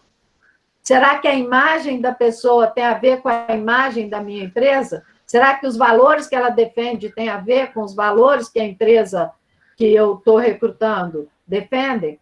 Então, esses são questionamentos que nós, recrutadores, devemos fazer quando a gente optar por realizar o processo todo online, todo remoto, e com ou não a participação assíncrona, porque tem gente que manda também, né? E você faz aí igual a Maria do Carmo sugeriu. Posso pedir um vídeo? Pode. Eu peço um vídeo, dou um tempo lá para o candidato responder, ele vai mandar um vídeo ensaiado, bem elaborado, editado. Eu estou perdendo o natural. Eu acho que nós é que precisamos avaliar essas questões. Que resultado eu quero apresentar? Qual é a entrega que eu quero fazer? Dessa forma, isso vai me garantir essa entrega? Se vai, eu não vejo problema. O problema é a gente meter as caras e fazer de uma forma que a gente não tem o domínio ou não tem o controle da situação, tá? Eu acho que eu vou ver aqui se tem mais alguma questão. Aproveitando a sua fala, Beth, eu acho muito importante, Beth, aproveitando a sua fala, eu gostaria de lembrar a todos que estão aqui nos ouvindo que, primeiramente, nós somos profissionais da psicologia e a gente tem um código de ética, né, que nos dá um norte, né, das nossas atuações. Então, a gente não pode se esquecer disso, nem das resoluções que nos apoiam, que nos dão suporte. Então, pela resolução das TICs, né, da atuação do profissional junto às tecnologias de informação, né, hoje, a gente sabe que é autorizado a gente fazer o processo de recrutamento, de seleção, né, via online. Então, ele já é autorizado antes da pandemia. Então, desde que seja realizado com ética, com segurança, dentro do perfil profissiográfico, né, dentro do entendimento que a gente tem, né, de como é possível estar desenvolvendo isso é tranquilo. Agora, realmente eu não tenho conhecimento de nenhum processo recente que tenha acontecido sem nenhum contato visual via, pelo menos online, né, via as ferramentas de TIC, porque essas a gente já pode utilizar há mais de 2 anos, né, e já estão sendo utilizadas por muitos profissionais da área. Então, eu gostaria de reforçar esses pontos. Eu queria abrir só um parênteses, né, porque a gente tem que tomar o cuidado para a gente daqui a pouco não acabar tendo que humanizar o humano, né, porque senão a gente vai entrar num processo de tanta tecnologia artificial, né, que a gente vai ter que estar ensinando o humano a ser humano. Como é que é isso? Né? Então, eu acho que a gente tem que ter um pouco de cuidado, usar, sim, os recursos tecnológicos para a gente avançar, para a gente gerar resultado, mas a gente não perder essa questão do humano, até porque quando a gente vê as soft skills, que são as habilidades exigidas para o futuro, né, são todas direcionadas porque a gente tem de mais humano, que é empatia, que é flexibilidade, que é inteligência emocional, né? Então a gente não pode deixar isso se perder, seja no treinamento, seja na seleção, seja na abordagem, independente, né? Eu acho que a gente tem que ter esse cuidado enquanto profissional da psicologia. Com certeza, Nara. Eu vou passar agora para a pergunta da Marjore Vieira. A rotina de trabalho remoto compulsório muitas vezes parece extenuante. Como conduzir os espaços públicos de fala, as estratégias de mobilização coletiva e a cooperação dentro das organizações como estratégias de saúde mental nesse contexto? Boa pergunta. Muito boa pergunta, Marjorie. A Marjorie traz isso de uma maneira interessante. Eu gostaria de lembrar, Beth, como a gente tem conseguido fazer, né, mobilizações coletivas pelo Conselho, né, que são as passeatas online, né, que a gente conseguiu fazer em vários contextos aí da saúde mental, da questão do preconceito. Então, a gente tem várias formas de conduzir isso, né, e esses espaços de fala também. Agora, essa rotina de trabalho, ela é muito nova para muitas pessoas, né? Então, assim, a gente tem que entender que o que a Ionara chama atenção na última resposta que ela trouxe aqui para o grupo, é que essas qualidades, essas habilidades, essas competências de resiliência, de empatia, né, de todas essas questões que são do humano, a gente tem que entender que algumas pessoas são mais frágeis, algumas pessoas são mais resistentes a determinados ambientes e a determinadas situações. Então, a gente tem que levar isso em consideração quando a gente está propondo determinadas ações, determinados treinamentos, determinados trabalhos, onde a gente vai estender muito tempo. Então, a gente sabe que, por exemplo, uma live como essa que nós estamos promovendo, né, foi colocado 20 minutos de fala para cada palestrante, e mais uns 20, 30 minutos de fala para os participantes, porque a gente sabe que depois de uma hora e pouca, já o processo atencional não é o mesmo, né? Então, assim, tudo isso a gente tem que levar em consideração quando a gente está pensando essa rotina de trabalho, essa condução de espaços públicos, né?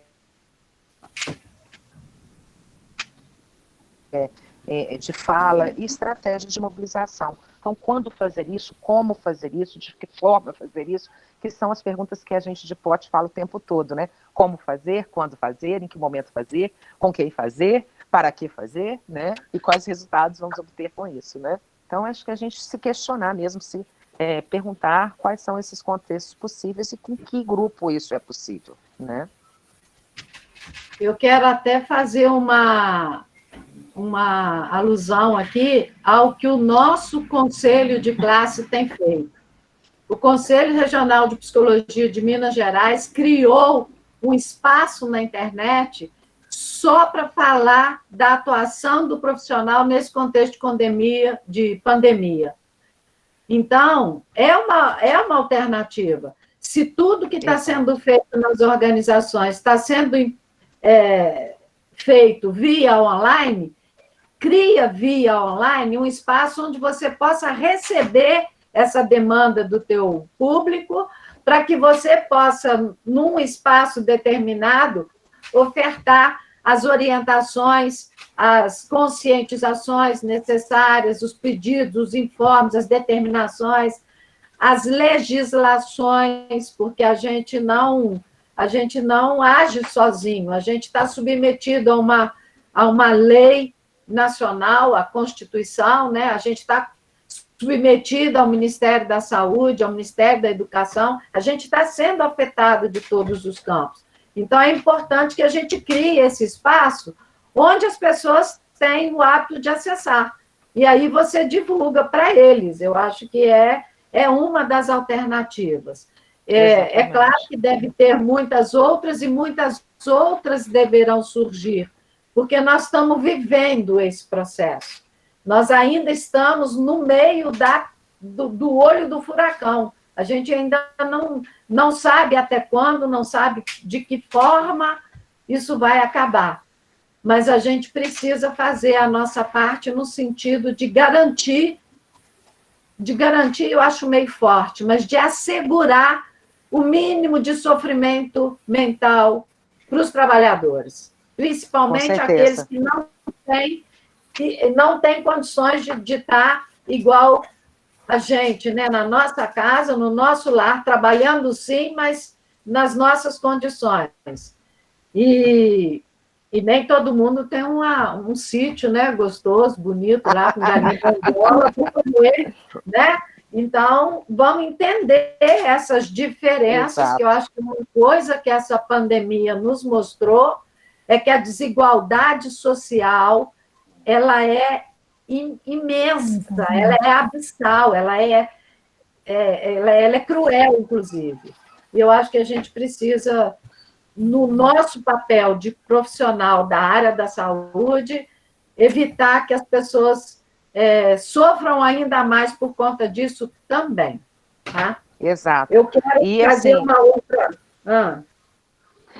apontar mesmo a importância do nosso conselho, dessa aproximação de todos, né, ao nosso conselho, que é onde a nossa voz repercute, e quantas ações bacanas a gente tem visto o conselho propiciar para a categoria, preocupado com a categoria. Nós estamos com um comitê de crise que funciona toda terça-feira, né, recebendo e acolhendo várias demandas dos colegas profissionais, e estamos tentando interagir. Hoje mesmo eu estava 2 horas, né, no seminário da ABEP, né, com os coordenadores de estágio nas IES, né? Então, assim, são várias ações em várias as áreas sendo contempladas, como agora a POT está sendo contemplado no dia de hoje, nesse horário. Então, assim, a gente divulgar essas ações para que mais profissionais e mais colegas possam ter acesso ao que nós estamos fazendo,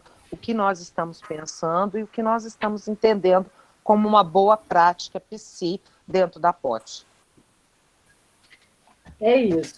As perguntas que chegaram para nós via chat já foram respondidas. Ok. Alguém se habilita pelo microfone aí, quer falar alguma coisa, quer contribuir de alguma forma?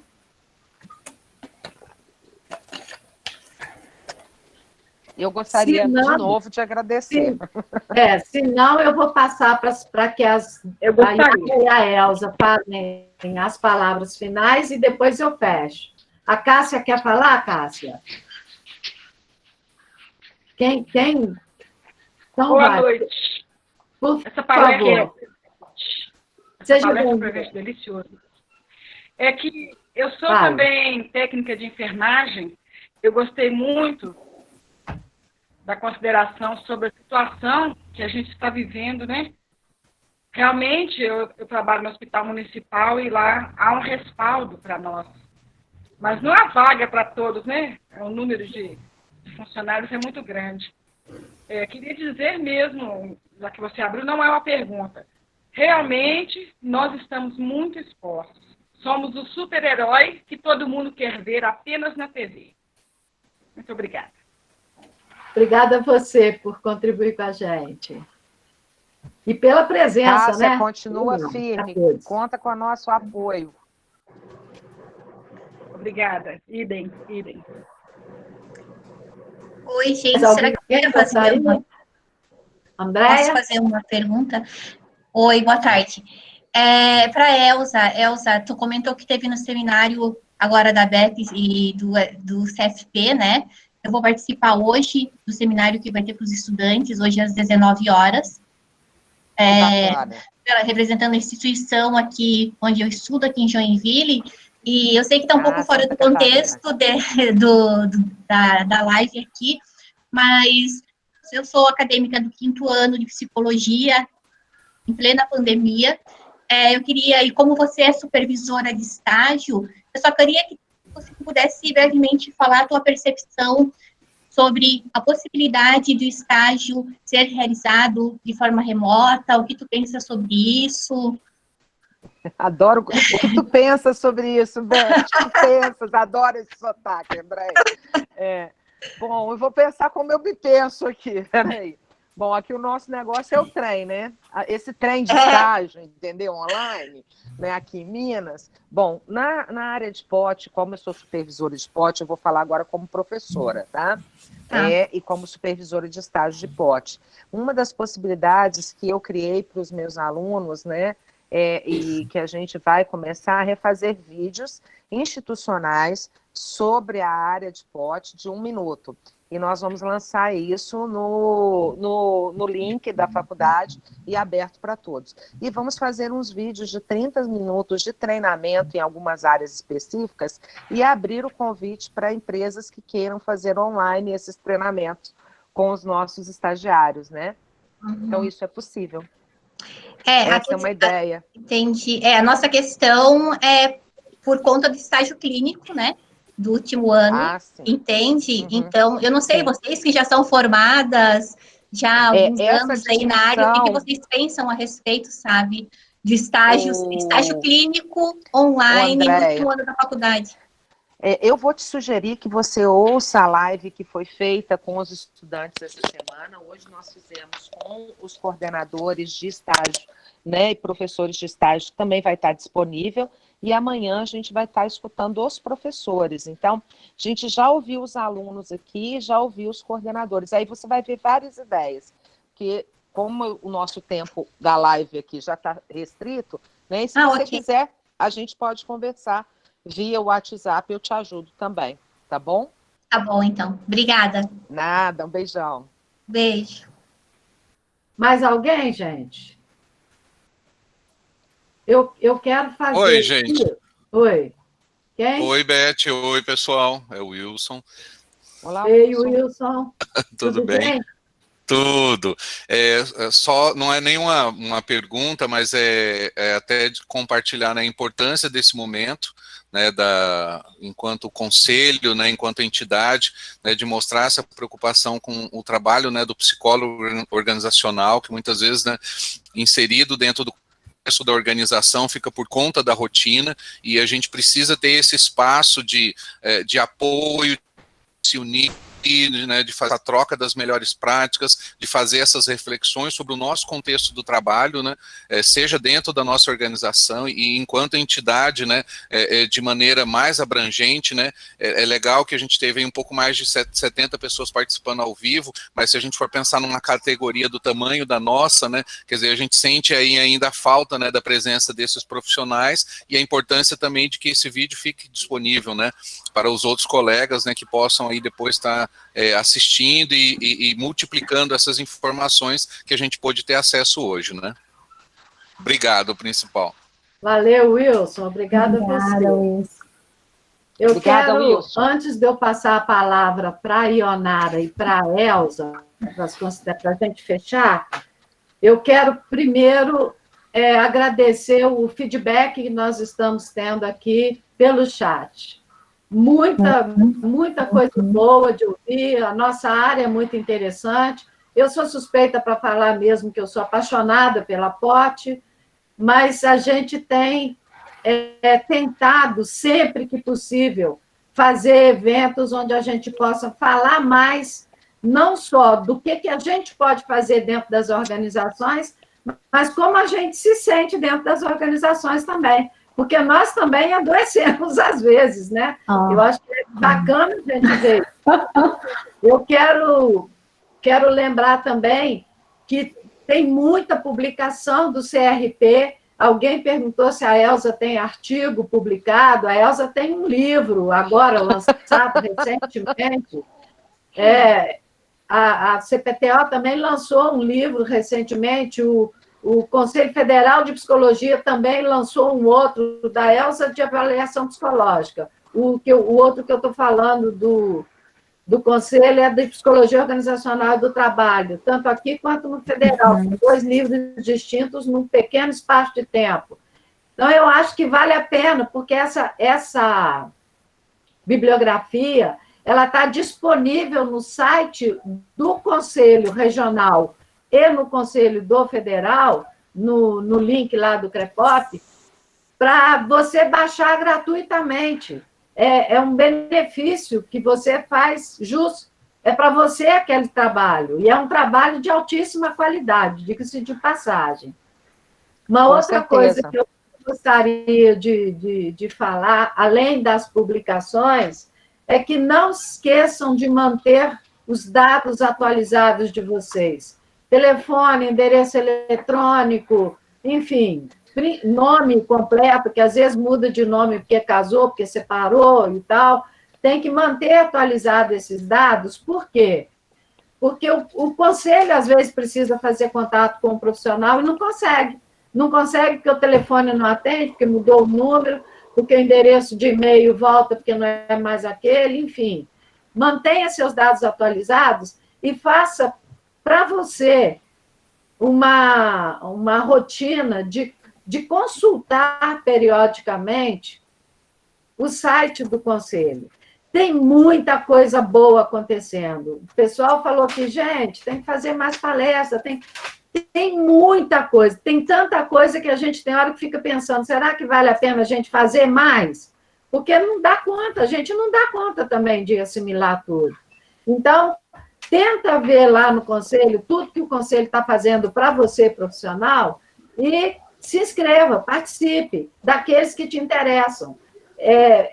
Vale a pena, tem muita coisa acontecendo e de boa qualidade e gratuita, o que é mais importante ainda. Verdade, Beth.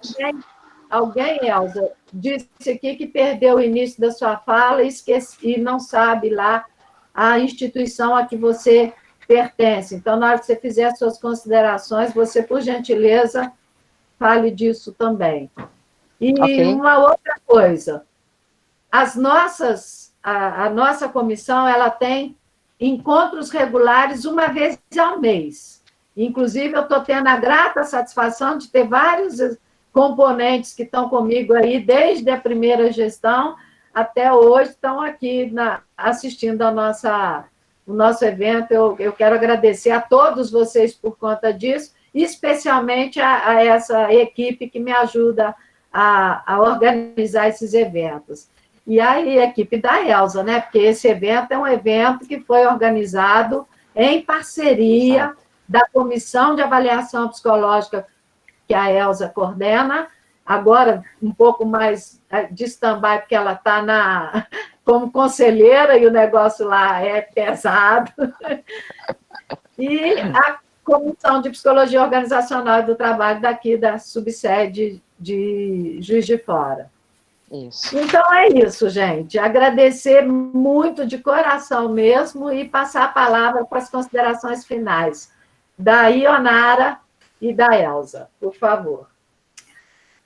Bom, então eu gostaria de agradecer vocês, né? Como eu falei, eu acho que muitos aí ligaram a câmera para a gente poder se ver de perto um pouco mais, tornar o ambiente um pouco mais acolhedor, isso é muito bacana, né? Porque a gente consegue tornar algo que é remoto mais prazeroso, mais gostoso, né? Eu coloquei aqui no chat para vocês o meu Instagram, onde meu Instagram profissional, onde eu estou sempre divulgando os artigos que são publicados, tem meu livro também, a Cássia falou do trabalho com os profissionais da saúde, eu tenho um livro sobre fadiga por compaixão, que é um tema muito novo, que é um tipo de sofrimento que atinge profissionais que trabalham com a dor do outro, né? Então, é algo que a gente vê nesse cenário aí, que alguns profissionais da saúde estão sendo acometidos por ele, e eu falo também um pouco da diferença de fadiga por compaixão do burnout, tá? Então, e também tem outros artigos que a gente vai sempre publicando, que vocês podem ver, ou podem mandar mensagem que a gente envia, sobre a questão que eu falei da flexibilização, da precarização do trabalho, a indústria 4.0, né? Eu estou super disponível para poder compartilhar esses materiais aí com vocês. Tá bom? E no mais, muito obrigada pela atenção, pela participação, como vocês colocaram, a gente fica muito feliz pelo reconhecimento do trabalho aqui no chat, que a gente está visualizando, né? E pela atenção de vocês, né? De todos vocês, esse tempo todo que durou a live, né? Que eu acho que às vezes até ultrapassou um pouquinho o que a gente esperava. Então foi ótimo compartilhar com vocês, com a querida Beth, com a Elza, foi um super prazer, gostei demais mesmo. E estamos aí para as próximas. Com certeza. Bom, gente, eu faço minhas palavras de Beth, da Ionara. Eu gostaria de agradecer a comissão da POT, a comissão da avaliação psicológica, a Ionara por essa parceria e divisão de fala, né? A todos do conselho que nos ajudaram no processo de comunicação, né? O apoio às comissões, a Carol em particular, que está aqui com a gente, organizando, né, as falas, as questões e as perguntas com a Beth. E, mais uma vez, dizer a vocês que é sempre um prazer partilhar, né? Coloquei lá meu Instagram, é Elza Loboski, Facebook é o mesmo também, eu só divulgo coisas da psicologia, Não tem nada meu pessoal assim no Instagram nem no Facebook, então se vocês quiserem acompanhar, estou sempre divulgando as coisas do conselho, da nossa psicologia, né? E eu trabalho atualmente no Centro Universitário Estácio Juiz de Fora, como docente, né, e como supervisora de estágio, né, que me perguntaram, e trabalho no meu consultório, né, na área clínica, com a área de avaliação psicológica, com diagnóstico, e sou consultora de RH, né, como eu falei com vocês. Fico à disposição para qualquer pergunta, qualquer dúvida. Se quiser, pode encaminhar para o chat, para o conselho, pode me encaminhar no Instagram, pode me encaminhar no Face, tá? E para quem quiser, o meu telefone é o 999826769, né? Esse é o meu WhatsApp, se quiser alguma coisa, precisar de algum material, estou sempre à disposição, tá bom? Beijo grande para vocês. Muito obrigada, Beth. Muito obrigada, Dionara. Beijão, Carol. Valeu, gente. Para a gente só finalizar aqui algumas coisinhas importantes. Primeiro, o meu sincero agradecimento para a Ionara e Elza, parceiras aí de trilha nessa área maravilhosa que é a psicologia organizacional e do trabalho. Quero agradecer muito, muito mesmo, a quantidade de pessoas interessadas que assistiram, que permaneceram com a gente o tempo todo e que nos deram esse feedback. É muito gostoso quando a gente faz um trabalho e a gente vê que ele foi bem recebido, que ele foi, de certa forma, reconhecido. Então, muito obrigado a todos vocês. Eu gostaria de ressaltar o compromisso do CRP em construir para nós psicólogas, propostas para estas questões emergentes. Então, gente, consultem lá o site, aproveitem essas informações, porque está tudo sendo muito célere, as mudanças estão muito dinâmicas, a gente às vezes não está dando conta. Então, precisamos nos inteirar, porque nós, psicólogas e psicólogos, temos muito a contribuir em todas as áreas. Uma outra coisa, uma dica, você seguir o CRP nas mídias e nas redes sociais, né? Tem, especialmente, conforme eu disse, questões lá que abordam essa época da pandemia. O CRP está com atendimento presencial suspenso, mas nenhum atendimento ficou prejudicado, porque foram disponibilizados canais para atendimentos. Estão todos lá no site também. Utilizem da melhor forma possível. Quanto aos certificados, todas as pessoas que se inscreveram vão receber, a gente espera aí num prazo de 2 semanas no máximo, porque, conforme eu disse para vocês, é muito trabalho, é muita coisa acontecendo, então vai levar um tempinho, mas vocês vão receber no e-mail de vocês aquelas pessoas que se inscreveram vão receber o certificado. E, como não podia deixar de falar, muito obrigado mesmo pela parceria e fiquem atentos à agenda dos eventos das nossas comissões no site. Estudantes podem participar, sim. Alguém me perguntou, Marisa, talvez, acho que foi Marisa, se estudantes podem participar. Podem, a gente está zelando também, cuidando também pela formação, tá? Então, a participação é aberta, sejam sempre muito bem-vindos. Obrigado a todos vocês, tá certo, gente? Vou considerar... Gratidão aí. Valeu. Podemos encerrar, beijo, né? Beth. Tchau. Beijo, Beth. Beijo, Ionara. Obrigada, até a próxima. Beijão. Beijo a todos. Nath, Carol, obrigada.